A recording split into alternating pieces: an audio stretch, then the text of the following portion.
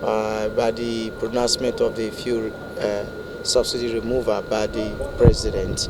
What are these gains? What are these pains that Nigerians are currently going through today? Thank you. Before I go into this, let me first of all empathize with the AIT family over the passing on of a great man who had a vision, pushed the vision, and at the end of the day, as of today, AIT had become a brand, not just for elites, but for the masses. So it was tragic to hear that he has gone, but we cannot question God. AIT was taken from a very humble beginning to where it is today. When you look at your edifice that you have, on that mountain, people didn't know that he was going to be able to make anything out of it. And many things people didn't know about the great man is that he was very, very loyal to his friends. He was loyal to his party, and that's what is scarce among the political elites. He stood by his friends. He stood by that party that he believed in, and then because of that, AIT had acquired so many enemies. So may his soul rest in peace. On the question that you have asked, first, I also empathize with Nigerians. I empathize with them because we are all going through pains. I also empathize with the new government. I empathize with them because this is a project they couldn't have inherited. Previous Nigerian government would have dealt with it before this time. I had said some time ago that the president that would take over from Buhari would think and hope that he never became a president. Why? Because we saw it coming. Subsidy had become a very huge scam. As a union president, we canvassed to the government that they should not remove subsidy, but that if they want to remove subsidy, there were certain things they should have done. First of all, fix your refineries. Secondly, dredge the Atlas Cove, remove the transshipment costs, and so on and so forth. That will make you also remove the demurrage that you are acquiring so that bigger vessels can come and discharge. All right?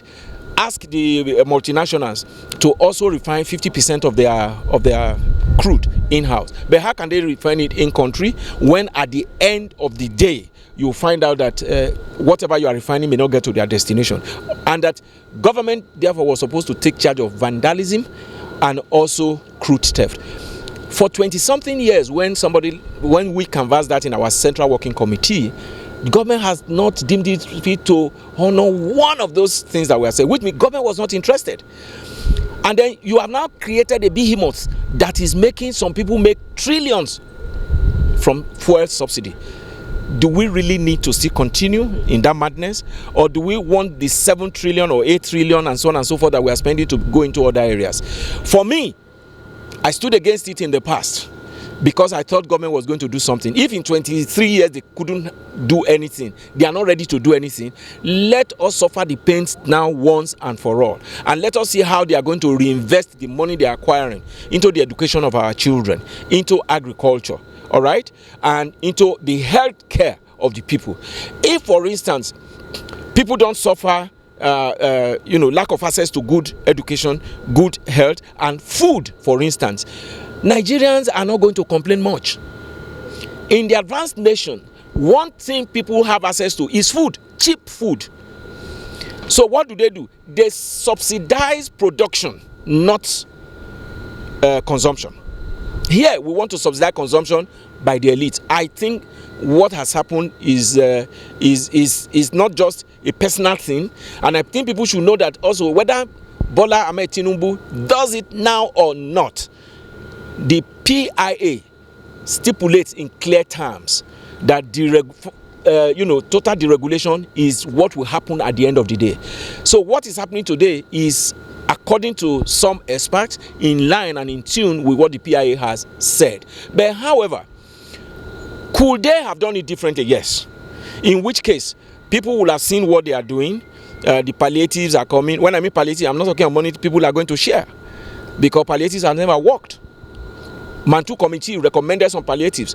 They only used it to ensure that they carry the political pipelines along. Some of them that time that took part in that exercise became ambassadors, courtesy of the fact that they supported what ordinary Nigerians are going to suffer from. So if we couldn't do it, I think Nigerians should please just accept whatever it is. But assuming Nigerians also believe that they are hot and it is not what they can carry, Nigerians have the right of protest.